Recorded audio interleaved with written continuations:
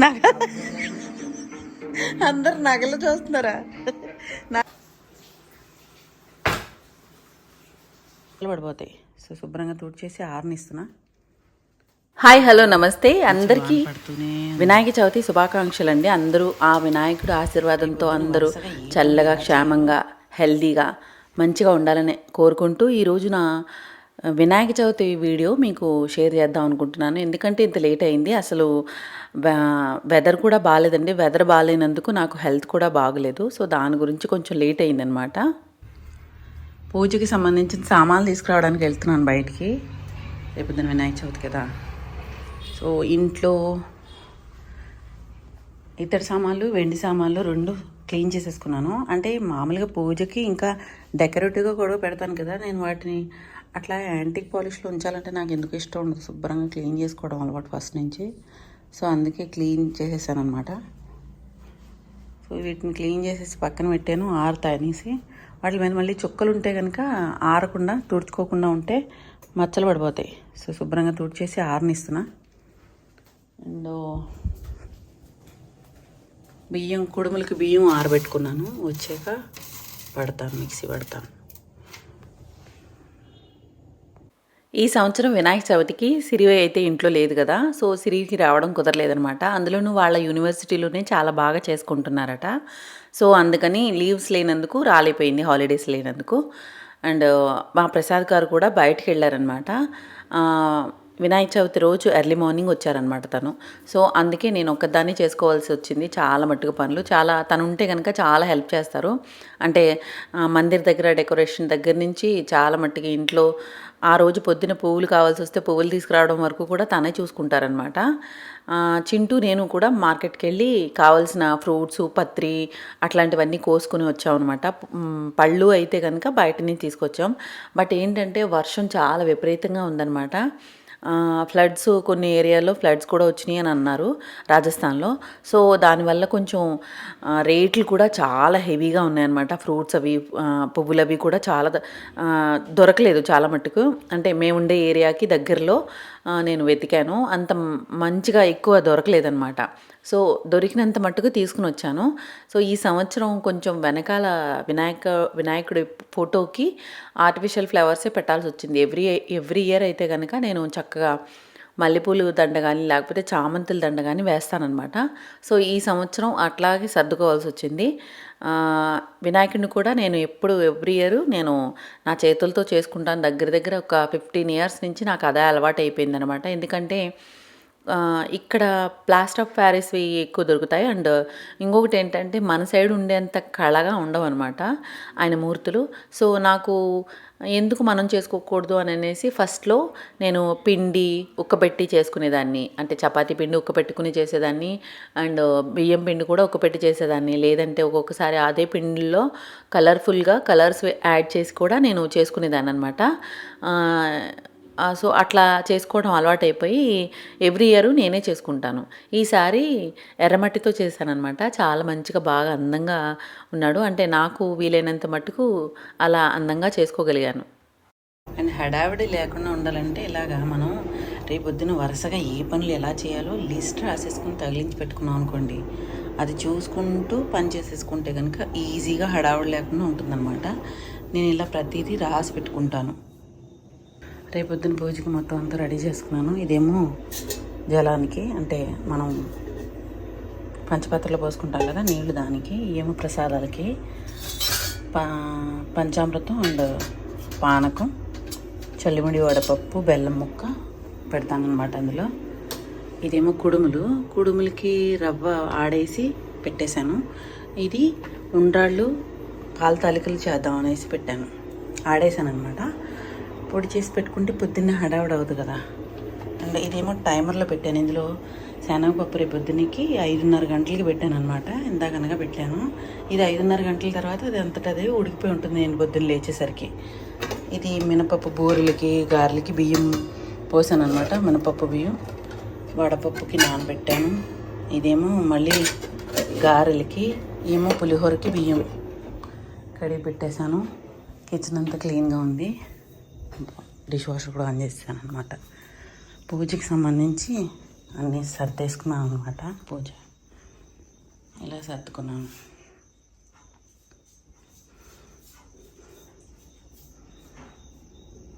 పొద్దున్న లేచేసరికి హడావుడి అవ్వకుండా ఉంటుంది. ప్రసాదాలు చేసుకునేసరికి నెయ్యి అన్నీ దీపాలన్నీ పెట్టుకుంటే సరిపోతుంది అన్నమాట.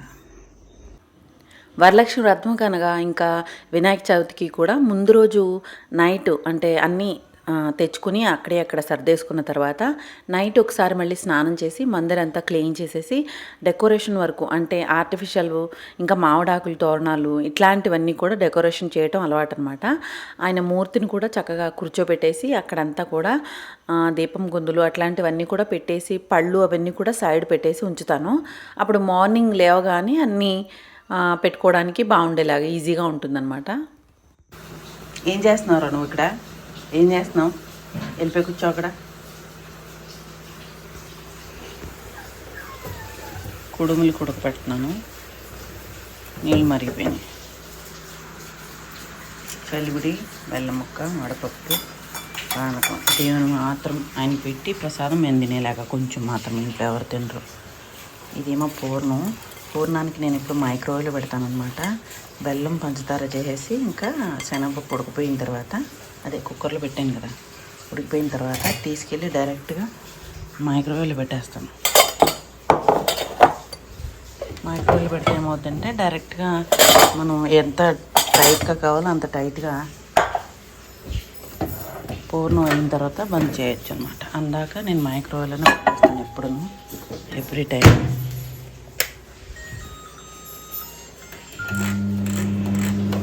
10-12 మినిట్స్లో అయిపోతుంది. మధ్యలో చూసుకుంటే సరిపోతుంది. రైస్ ఉడికిపోయింది. ఇంకా గ్రైండర్లో పప్పు, మిక్సీలో బూర్ల పిండి వేయాలి. ఇదేమో గ్రైండర్లో వేస్తాను గారెలకి. పప్పులోంచి వచ్చిన వాటర్ ఇది తాలింపు వేసేస్తాను చారు, కానీ కుడుములకి ఇది వేసేసి కలిపేసేయాలి. ఇప్పుడు శనగపప్పు ఆల్రెడీ ఉడికింది కదా, అదే వేసేస్తున్నాను.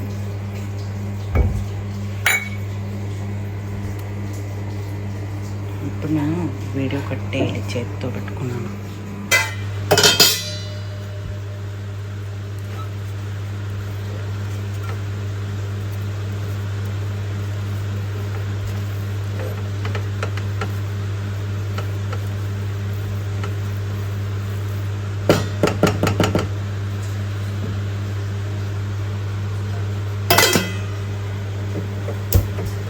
ఉడకాలి. బయట ఎంత పెద్ద వర్షం వస్తుందో. టైం ఎంత అయింది? 7:15.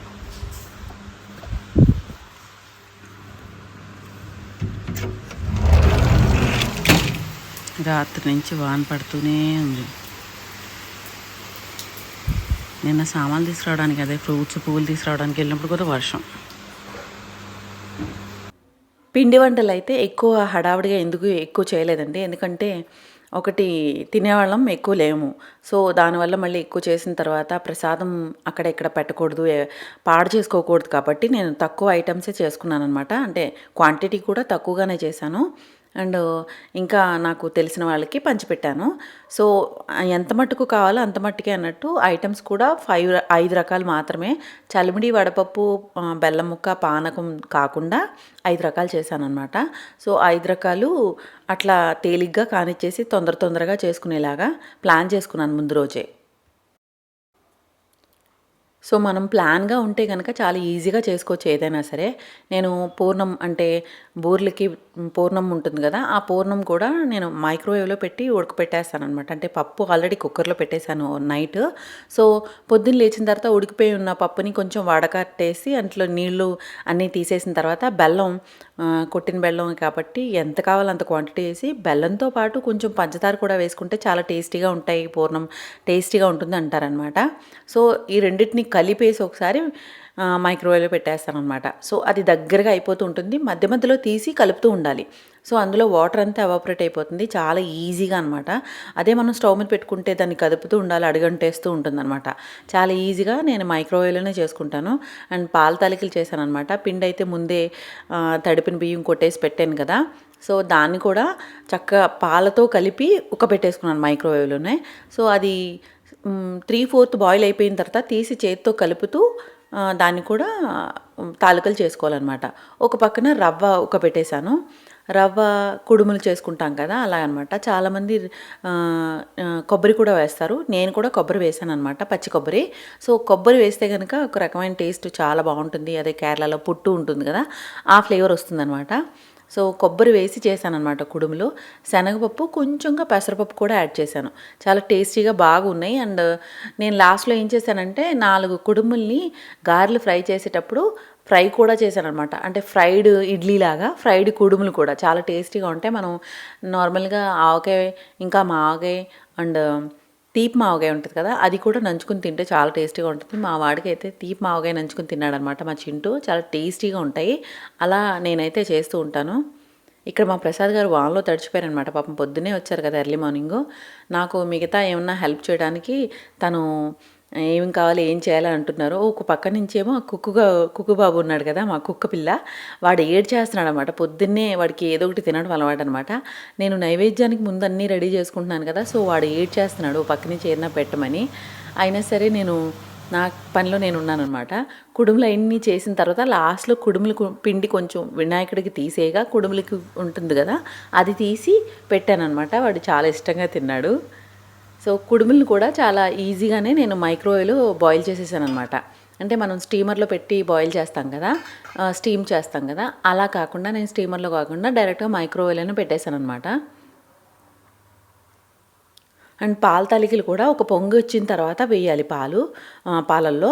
అండ్ అదేంటంటే అది అస్తమానం కదపకూడదు అనమాట. కదిపితే ఏమవుతుంది, విరిగిపోతాయి అనమాట పాల తాలికలు. సో, స్లోగా ఒక బాయిల్ వచ్చిన తర్వాత స్లోగా గరిటతో కలపాలి. అండ్ బెల్లం పాకం ఆల్రెడీ పాకం పట్టేసి ఉంచాను అనమాట పక్కన నేను. సో, అదే బెల్లం పాకం వేసేస్తే చల్లారిన తర్వాత సరిపోతుంది. తర్వాత మళ్ళీ ఒక 5 మినిట్స్ బాయిల్ రానివ్వాలి. బూర్లు కూడా వేసేసాను, పూర్ణాలు చుట్టేసాను కదా. సో, నాకు ఎంత కావాలో అంత మాత్రమే పూర్ణం తీసుకుని మిగతా పూర్ణం అంతా చల్లారబెట్టి ఫ్రిడ్జ్లో పెట్టేశాను అనమాట. ఇంకా ఆ పూర్ణంతో మనం ఎప్పుడు కావాలంటే అప్పుడు బొబ్బట్లు కూడా చేసుకోవచ్చు. 1 వీక్ వరకు పాడవకుండా ఉంటుంది పూర్ణం. బూర్లకి తోపు ఎప్పుడు నేను మిక్సర్ జార్లోనే వేస్తానన్నమాట. నాకు ఈజీగా ఉంటుంది. అదే గ్రైండర్లో వేస్తే కనుక కొంచెం ఎందుకో నాకు అంత బూరి సరిగా రానట్టు ఉంటుందన్నమాట. నేను ఎప్పుడు మిక్సర్లోనే వేసుకుంటాను. అండ్ గారెలు అయితే కనుక గ్రైండర్లో వేసాను అనమాట. అల్లం గారెలు వేసాను. అల్లం, పచ్చిమిర్చి, జీలకర్ర, కొంచెం కరివేపాకు కూడా చక్కగా చాపర్లో చాప్ చేసేసి వేసాను అనమాట. చాలా టేస్టీగా ఉంటాయి. ఇలా ఉత్తినే తిన్నా చాలా బాగుంటాయి. అండ్ చట్నీతో తిన్నా కూడా బాగానే ఉంటాయి అన్నమాట. గారెలు కూడా వేసేసుకున్న తర్వాత మొత్తం ఎన్ని రకాలైతే చేశానో అన్ని రకాలు ప్రసాదాలు ఒక ప్లేట్లో పెట్టేసుకున్నాను. దేవుడి దగ్గర పెట్టిన ప్రసాదం మన ఇంట్లో వాళ్ళు, మన కుటుంబ సభ్యులు మాత్రమే తినాలంటారు కదా. సో, అందుకని నేను దేవుని దగ్గరికి పెట్టే ప్రసాదం కూడా ఎక్కువగా పెట్టను అనమాట. అంటే ప్రసాదం చూపించిన తర్వాత, ఆయనకి నివేదన ఇచ్చిన తర్వాత, ఆయన తిన్న తర్వాత మనం తింటాం కదా, మనం తీసుకుంటాం కదా. సో, అది తీసుకునేది ఒకవేళ మిగిలిపోతే, మనం తినకపోతే అది అటు ఇటుగా అవ్వకూడదు అనమాట. ఆయనకు పెట్టిన ప్రసాదం మనం తినాలి కదా ఇంట్లో వాళ్ళం. సో, అందుకని నేను ఎక్కువగా పెట్టను అనమాట. కొంచెం కొంచెంగానే పెడతాను నివేదన ఇచ్చిన తర్వాత మనం తీసుకోవడానికి కూడా బాగుంటుంది అన్నట్టు. ఇలా పాల తాలికలు, పులిహోర, కుడుములు, గారెలు, బూరెలు, పంచామృతాలు, పానకం, చలిమిడి, వడపప్పు, బెల్లం ముక్క నా ప్రసాదాలు ఇవ్వండి. అండ్ పూజ ప్రశాంతంగా జరిగింది. చాలా నిండుగా, చిన్నగా, క్యూట్గా ఉన్నాడనమాట నా బొజ్జ వినాయకుడు, నేను చేసుకున్న బొజ్జ వినాయకుడు. సో, పూజ అయితే చాలా ప్రశాంతంగా జరిగింది. బయట మాత్రం వర్షం అయితే బీభత్సంగా ఉందన్నమాట. కనీసం గుమ్మం ముందు ముగ్గు వేసుకోవడానికి కూడా లేదు, అంత భయంకరమైన వాన పడింది అనమాట ఈరోజు. సో, కంటిన్యూగా 10-10:30 వరకు వస్తూనే ఉంది. నా పూజ అయ్యే టైం కల్లా తగ్గిందనమాట. 10:30 ఆ టైం అవుతుంది. ఆ టైంకి వర్షం తగ్గింది. సో, తర్వాత నేను మా సొసైటీలోనే వర్కర్స్ ఉంటారు కదా, వాళ్ళకి ప్రసాదం పెట్టానన్నమాట. ఇంట్లోనే టీవీలోనే మూవీస్ వస్తున్నాను, అవి చూస్తూ టైం పాస్ చేసాం.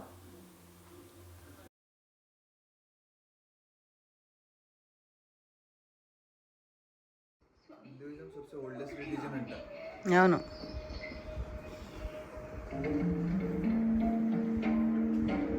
ప్రసాద్ గారు బాగుందా సినిమా?